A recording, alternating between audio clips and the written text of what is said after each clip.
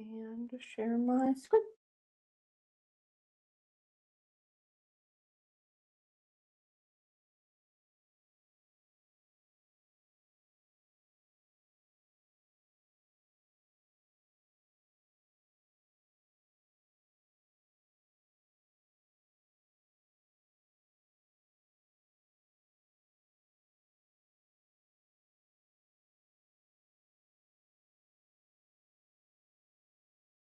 If it's your first time, typically how it goes is I will introduce the topic and then we will work through some examples and you can just drop your answers in the chat. And then we will kind of discuss the answers and why the wrong answers are wrong, why the best answer is the best answer, field any questions, and then there will be time at the end. But I will go through all of that.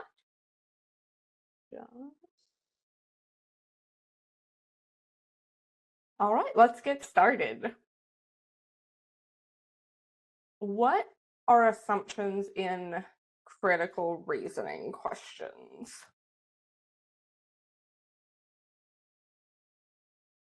So, an assumption is anything that the author's conclusion relies on that isn't explicitly stated in the argument. Unstated assumptions, they're called for that reason.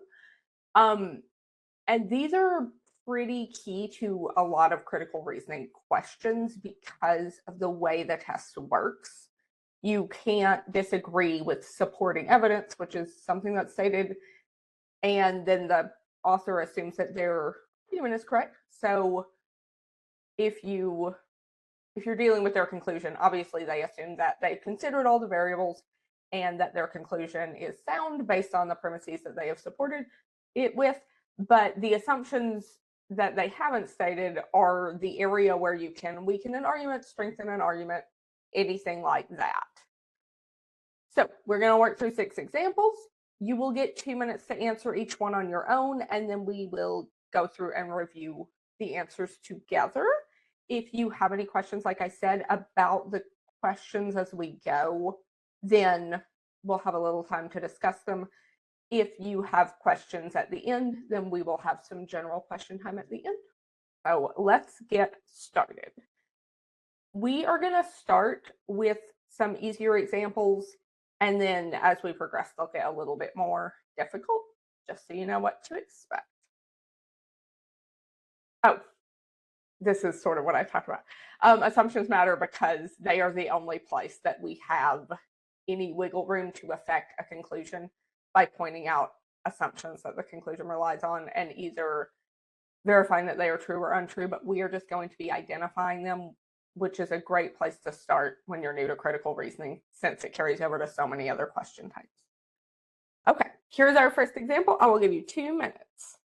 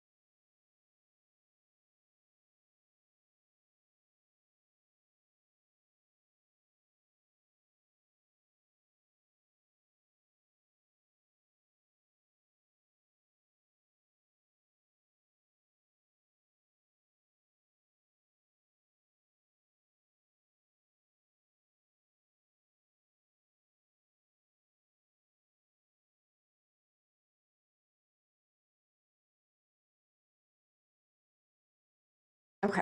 Does anyone need more time?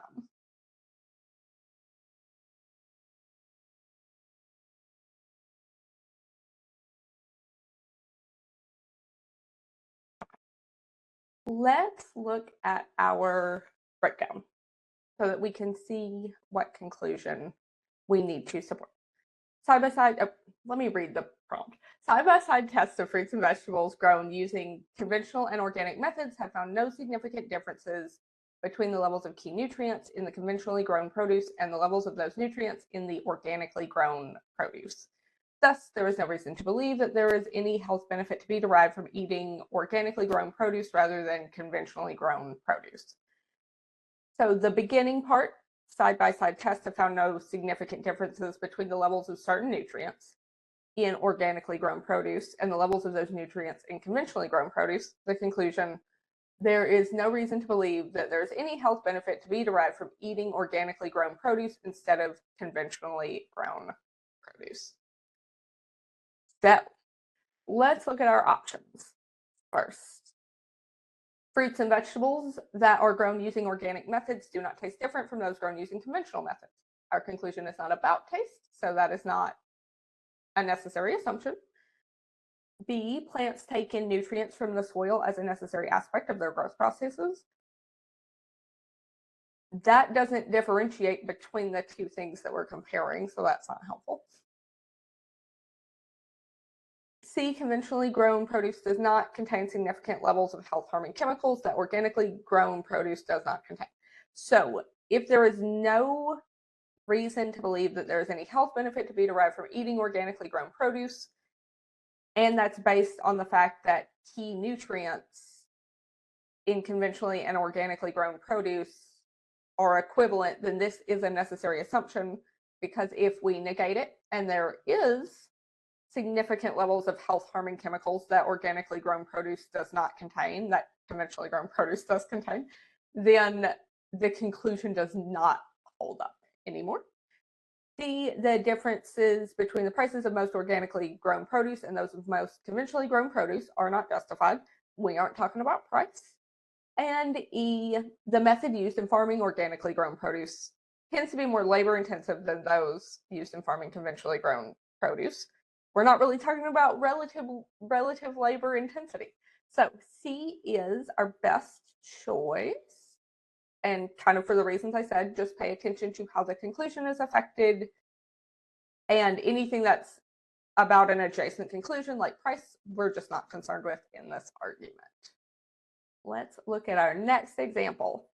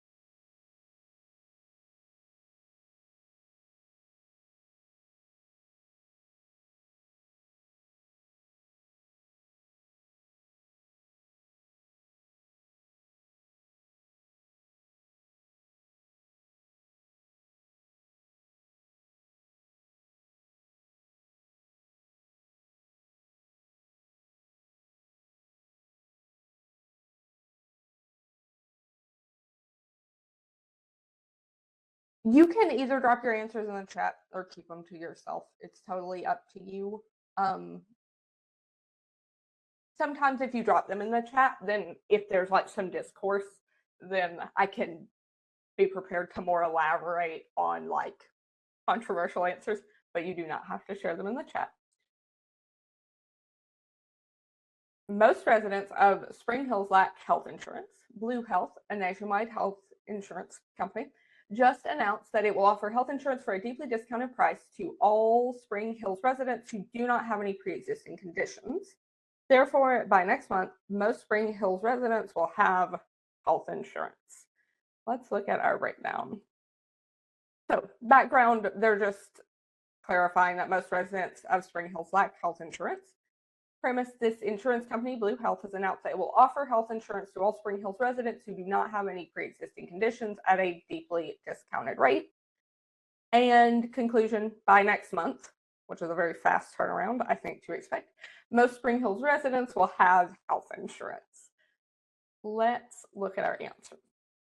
So, A, no other health insurance companies will follow Blue Health's lead and begin offering similar health insurance at a discounted price to residents of Spring Hills. This answer isn't necessary because the conclusion is that most Spring Hills residents will have health insurance, not that most Spring Hills residents will have health insurance through Blue Health. B, it will take many months for most residents of Spring Hills to learn about the health insurance being offered by Blue Health. Interesting.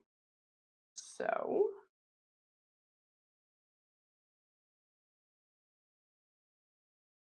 yes, okay. This isn't an assumption that this question relies on because it is the opposite of an assumption. This would weaken the argument. If it takes them a long time to learn about it, then they're not going to have insurance by next month. C, being covered by health insurance is an important part of any wealth management strategy. That's just like general advice, so that's irrelevant to our argument. D, Blue Health is able to offer health insurance for a deeply discounted price to Spring Hills residents because the cost of healthcare in Spring Hills is unusually low. This is kind of a common like GMAT trap, which is that it's an answer that explains a premise, but we know, or GRE trap, same deal. It's an answer that explains a premise, but we already know that the premise is true because that's how the test works. So we don't need to know why they're able to offer health insurance, only that they do. How their books are their business. We aren't concerned with that. And E, most residents of Spring Hills do not suffer from at least one medical condition that Blue Health categorizes as a pre-existing condition. This is an assumption that's necessary because if we negate it and it's true that most residents of Spring Hills do have a pre-existing condition, then the conclusion that most Spring Hills residents will have health insurance next month doesn't really follow from the premise. Simple enough, I think. So we will, I think the next one's maybe a bit more challenging. We will see how you guys feel about it. I will give you a couple of minutes.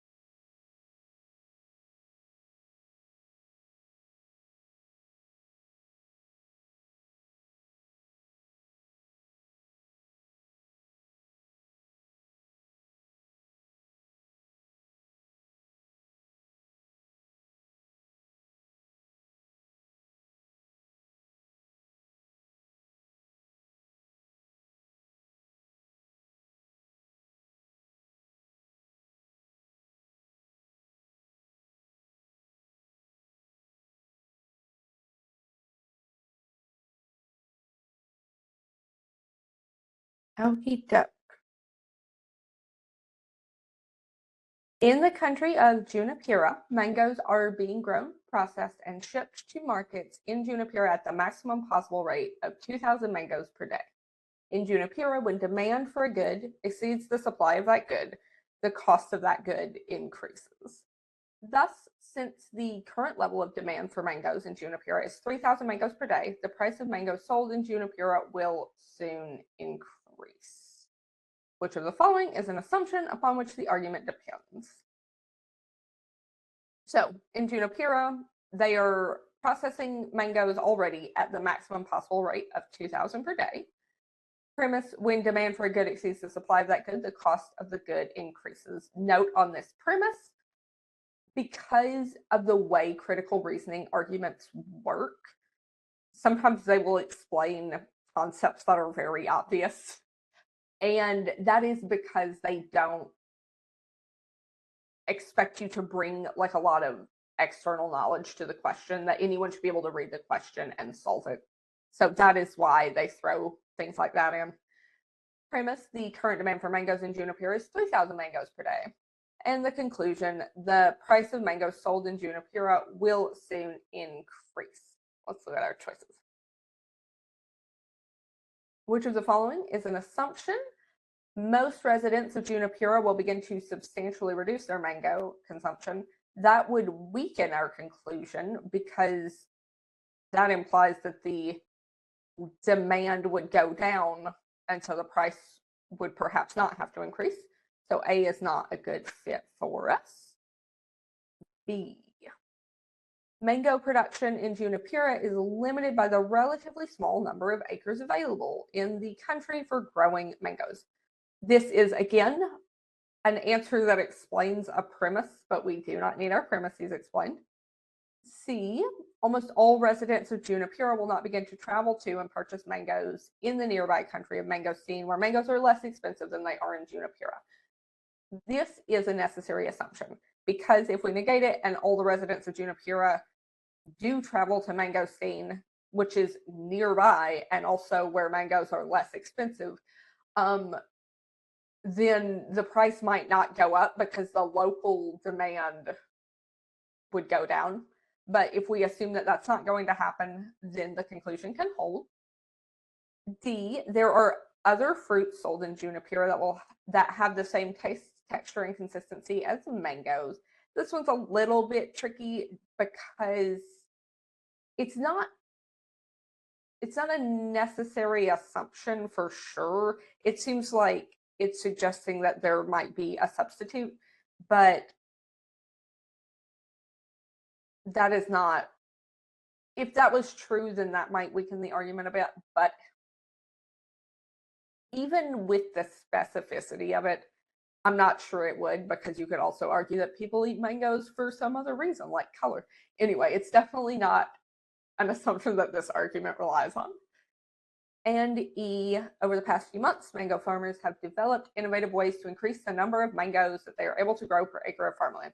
This is a trap that seems to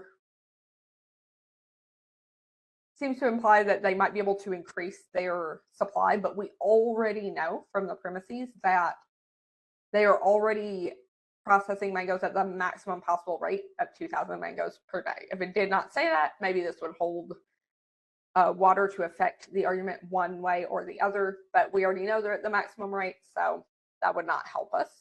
So I'm thinking C. Yeah, D is a trap choice, and I will say that as questions get more difficult, the closer the wrong answers will be, and the more like tempting they will be. I feel like that's the main difference between an easier question and a harder question, because a lot of the concepts are pretty like logical and straightforward, but they will throw more traps in with the harder ones. So learning the traps, like explaining the premise or throwing a weaken on an assumption question, just knowing that those are going to be out there so you know to expect them and you're not caught off guard, is something that's very helpful for your score on these. And so, yes, look at our C. Almost all residents of Juniper will not begin to travel and purchase mangoes in the nearby country of mango state. Let's look at our next example.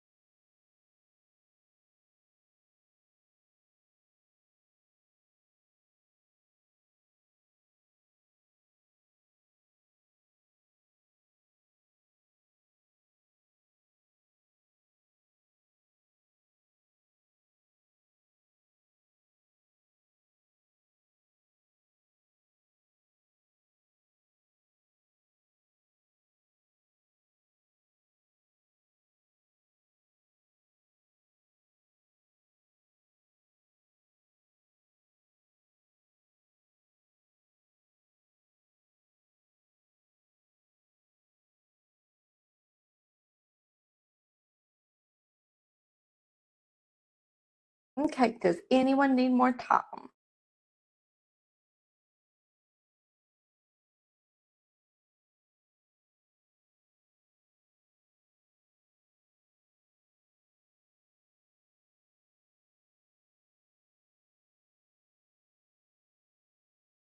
Okie doke. In a recent medical study, all of the study participants who had abused alcohol in the past 5 years were found to be suffering with depression. Thus, it must be the case that abusing alcohol causes depression. This is a very basic cause and effect argument. And when you're dealing with cause and effect arguments or cause and effect claims on critical reasoning arguments, there are some rules to keep in mind as far as common ways that they might be weakened. So, into that. The breakdown, pretty much just the two sentences. Recent study, all of the participants who had abused alcohol in the past 5 years were found to be suffering with depression. And it must be the case that abusing alcohol causes depression. That's our cause and effect claim. Let's look at our choices. Both alcohol abuse issues and depression can be solved via the use of therapy specially designed for the treatment of alcohol abuse issues. This one doesn't seem like a necessary assumption because we are not to the point of treating something. We are just making a cause and effect claim. So this is kind of a common thing where the timeline, it's on a different point of the timeline. And so we're not to that point yet. So that does not seem like a necessary assumption. B, the depression and alcohol abuse of the study participants were not both the results of heavy use of illicit drugs.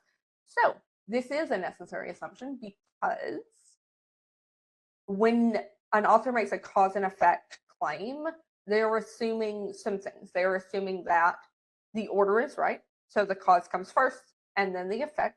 They are assuming that both things aren't caused like by another thing. So in this case, illicit drug use. And they are assuming that the two things have a causal relationship and it's not just a coincidence. So it's not just correlation, they're assuming it's causal. So in B, it it clarifies that a third plausible cause didn't cause both the cause and effect of this argument. C, the study participants were not found to be suffering with depression before they started abusing alcohol. This solves a sequencing issue, which is to say the cause is abusing alcohol and the effect is depression in our argument. What C says is that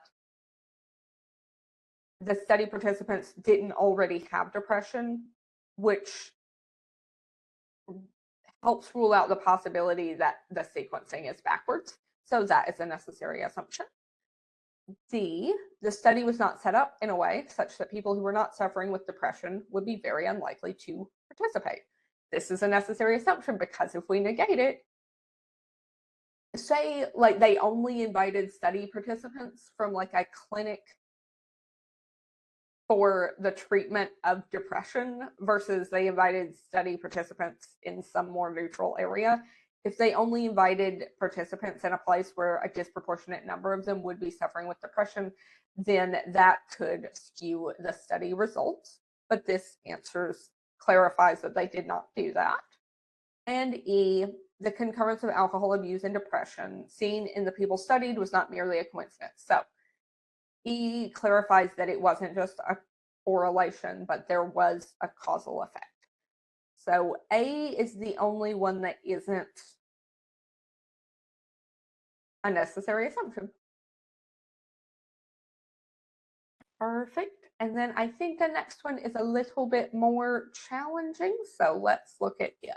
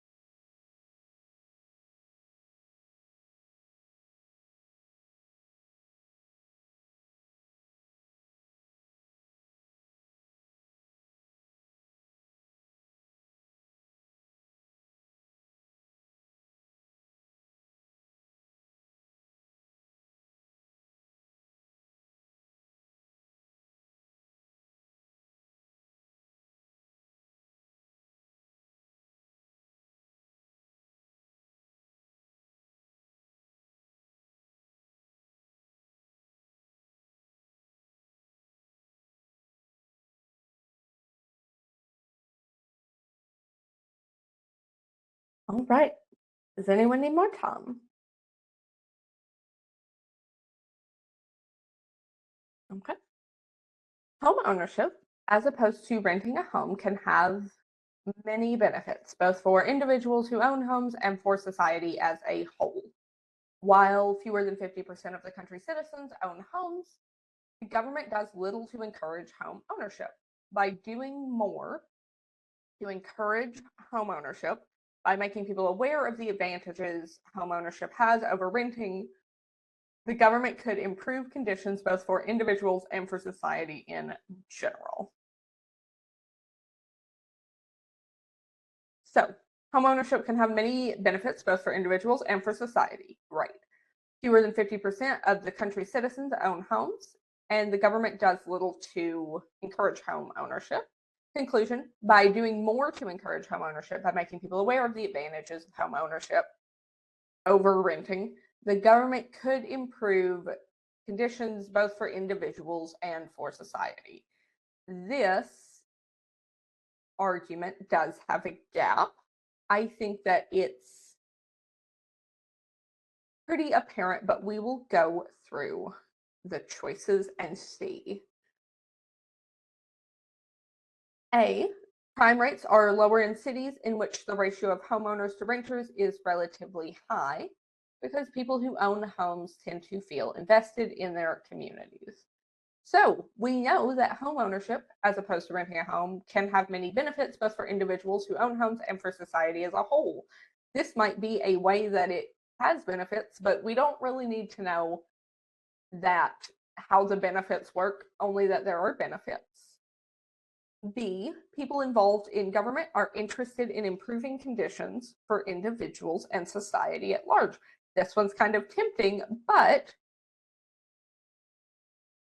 it doesn't say that the government should be more invested in improving conditions for individuals and society at large, only that if the government did more to encourage homeownership by making people aware, whether they cared about improving conditions or not, if they did more to make people aware of the advantages of homeownership, then the government could improve conditions for individuals and society in general.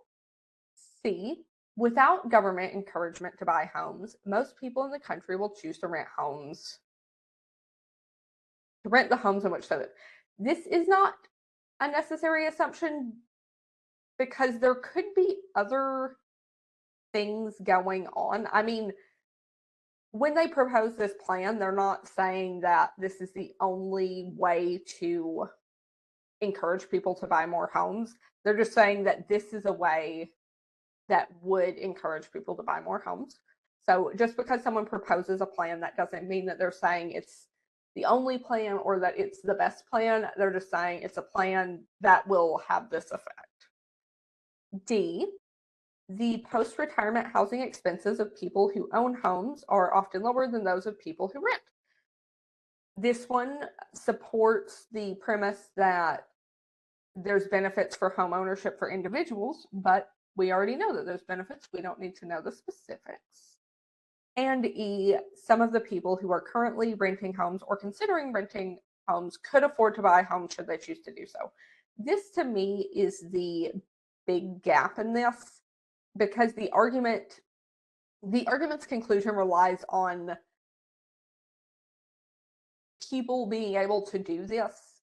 It assumes that the reason people aren't buying more homes is because the government isn't encouraging them to do so or making them aware of the advantages of home ownership. But what if people aren't buying homes because they can't afford to buy homes, whether or not they're aware of the benefits? If they can't afford to do something, then they're not going to be doing it. So E is necessary for the argument to work. Notice on this one as well that it doesn't say that a lot of people would have to buy more homes, only that some of the people who are currently renting could afford to buy. They're not looking for a huge improvement in the conditions, both for individuals and for society in general. Even if like a few more people bought homes, according to this argument, then we could improve conditions. We don't have to improve conditions massively by any means, but if no people can afford to buy that are currently considering renting, then it doesn't matter how informed they are about it. Okay. Excellent. And I think we have one more example here. I will give you a couple minutes.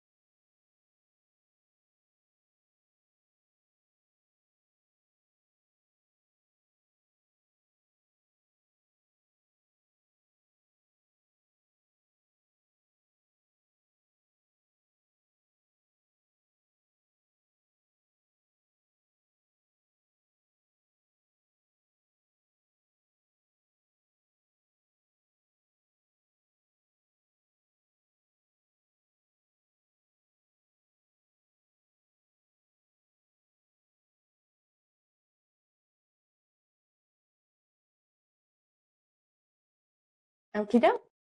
A recent study determined that MBA candidates who engaged experienced admissions consultants to help in the development of their applications were significantly more likely to be accepted into MBA programs than candidates who did not engage such consultants. Therefore, when applying to MBA programs, relatively wealthy applicants must have an advantage over non-wealthy applicants because experienced admissions consultants are costly and not all applicants can afford to utilize their services. So MBA candidates who use experienced admissions consultants were significantly more likely to be accepted into MBA programs than those who didn't. Premise: experienced consultants are expensive, making their services unaffordable for some applicants. And our second premise: relatively wealthy applicants can afford this costly service, whereas non-wealthy applicants cannot. Conclusion: wealthy applicants have an advantage over non-wealthy applicants when applying to MBA programs. Let's look at our choices. MBA candidates willing to make significant financial investments in their applications are not generally more motivated to earn high grades and scores than candidates unwilling to make such investments. So if we negate this choice and the MBA candidates willing to make significant financial investments in their applications, such as hiring an admissions consultant, are generally also more motivated to earn high grades and scores than candidates unwilling to make such investments, then the conclusion that wealthy applicants have an advantage over non-wealthy applicants doesn't work as well, because it could just be that the same applicants that have better grades are also hiring admissions consultants, and that's the explanation for the relative higher number of admissions consultants applications that are getting accepted. B, experienced admissions consultants help candidates applying to MBA programs develop stronger applications than those candidates would ever be able to develop on their own. This explains a premise, but we don't really need the explanation. C, MBA admissions officers who review candidates' applications are not able to determine whether a candidate has engaged an experienced admissions consultant to help in the development of an application. This isn't necessary. Whether or not the admissions officers can tell if the candidates engaged a consultant doesn't change the fact that a higher number of applications submitted that were worked on with a consultant are being selected. D, experienced admissions consultants have valuable insider information regarding what MBA programs are and are not seeking in applicants, which they pass along to their clients. Again, we already know that these clients are having a higher success rate, and so we don't really need to know the reason why. And experienced admissions consultants often engage in pro bono work involving their helping applicants to MBA programs develop their application at little to no cost. E weakens the argument, because if these, let's see here, relatively wealthy applicants must have an advantage over non-wealthy applicants is our conclusion, because admissions consultants are costly. So if they did pro bono work, then that would weaken the claim that wealthy applicants have an advantage over non-wealthy applicants because they're doing some work for free. So I believe it is A. MBA candidates, yeah, it could just be that they're investing more in their applications. So by clarifying that they're not just working harder across the board, they're able to support the conclusion. Yes. D. So experienced admissions consultants have valuable insider information regarding what MBA programs are and are not seeking in applicants, which they pass on to their clients. It doesn't matter if that's true or not, because we know that the MBA candidates that engage admissions consultants to help in the development of their applications were significantly more likely to be accepted into the programs. It could be like, if this was true, then I mean, that kind of logically follows. That's very much something that we would assume from our real world experience. But it could also be that like the experienced admissions, if this wasn't true, the experienced admissions consultants could be like bribing the adcoms, you don't know, and the argument could still work. It's not a necessary assumption because there are ways for the conclusion to still work even if that isn't true. Does that help?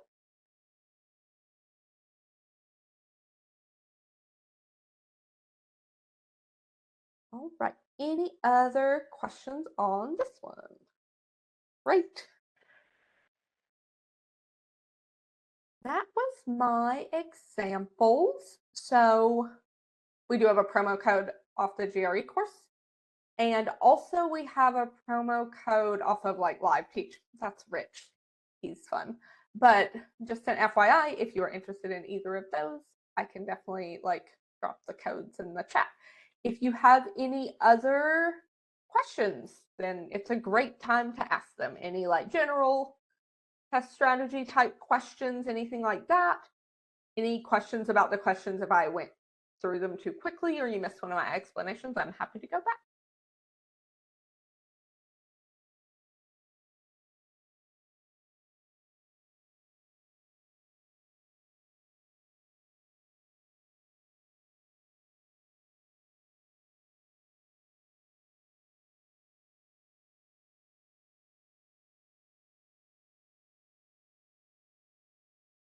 All right. And I'm really struggling with timing, particularly on quant, where I run out of time to get to all the questions. If I'm taking the test in a week, what would you recommend I prioritize between now and then? Okay, so thank you, Charlie. Rachel, on timing. If you're taking the test in a week, then honestly, like one of the biggest things you can do at this point is just like kind of take a step back because you're probably not going to drill a lot of concepts in a week. Like the things that you know might just need to coalesce and you might just need to take some time to relax and get plenty of sleep and like take care of yourself, because that's how I did it on my tests and like it was just very helpful. And I also wanted to just study to the end, but there's a point at which taking some time back and giving your mind space to like make connections without constantly forcing new information into it is beneficial. But the other thing that I would keep in mind if you are going to do like some practice exams and stuff is practice identifying like a lost cause, basically. So decide how long you want to spend on a question, and if you aren't making the progress that you want, decide when you're going to be like, all right, done. Like I work on this and I'm done, and I'll come back if I have time, but like I have done everything I can on it right now. So whatever that is for you. The good thing about struggling on time with quant is that typically for me, I can tell if I'm going to be able to get an answer. Like if I'm working towards an answer and it's just like I'm already doing the work and I'm putting in the time, I can get an idea of like roughly how long it's going to take me. If I don't know how to start, then I might spend like 30 seconds looking at the question and give myself some time to like come up with a plan. If I don't have a plan yet, put a pin in that one, come back later. But yeah, that's really the two things. Relaxing before your test, I think, is super beneficial. And also like just kind of deciding how much time you want to invest in things before you're like, hey, like maybe, let's see, it's frustrating because I feel like if I have unlimited time and can employ different strategies, I can narrow down to the right choice. I just need closer to 3 to 5 minutes. Yeah, so that's kind of the thing, that there's two parts to quant. There is knowing the things that you need, and there is identifying the thing that you need in the moment. And they're two different skills. So knowing the methods to solve the questions is most of what you study, and really mixed sets is the only opportunity you get to see the question and then try to trigger the right path to a solution quickly. So doing extra mocks, definitely like see if you can, if you're looking at stuff and you are picking like the wrong solution when you go through and review, if you're picking the wrong path to the solution and there's like an easier way to do it, then take note of that and sort of notice the pattern. Like if you're always doing it one way and really like there's an easier way to do it, but you're not thinking of that, just noticing that so that later when you're inclined to do the same thing, you might be less likely to pick the longer path. That's helpful. But yeah, mixed sets are really, that's what they drill. They drill instead of like specific, oh, I'm studying whatever, I'm studying permutations, so I know it's a permutation question. They drill, oh, I'm not studying anything, like it's random. I learned 100 hours of different quant formulas. I wonder which one it is. And that's really, it's a different skill, but, and I also think that like, it feels like it drops you so much that like when I took my first mock, after learning everything, the first and second one were the worst ones I did because just like adjusting to the randomness is so much, but you also gain the ground faster than you think, I think. So hang in there, but definitely don't be doing mocks like 2 days before your test because you're just going to stress yourself out. It's not going to help. Get some sleep instead. Let's see. I always look for a strengthener among the answer choices, and when we negate it, the conclusion falls apart. Is this approach works for? Okay, so an identify the assumption question and a strengthen the argument question are similar in a lot of ways.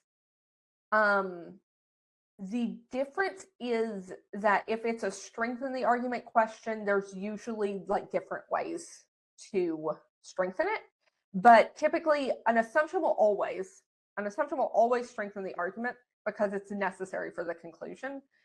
And so those two types of questions are very similar, but with a strengthener, I think the way you're doing it, looking for a strengthener among the answer choices, isn't a terrible way to do it because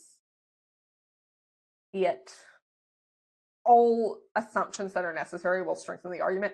The other way is a little bit trickier because there's a few other ways to strengthen arguments than finding just like a straight up assumption. But yeah, that is one way to do it. If it's working for you, I think that that's fine. The differences are pretty nuanced between the two types, especially like with the assumption side. So I don't think that that's a bad thing.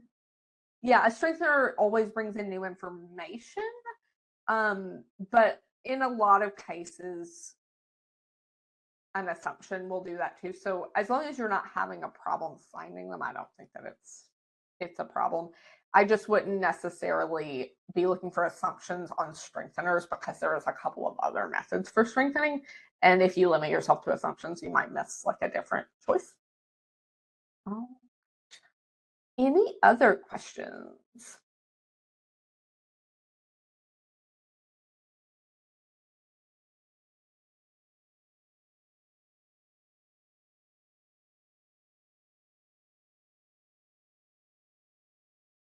Okay. Great. If you are all good, then we can wrap it up, or I can hang out another couple minutes. Pretty chill group today, so love that. And you know what? I will throw my email in here in case you want to ask me about any of these things later. Okay, there you go. If you think of something, then I will be available for you. Thank you all so much.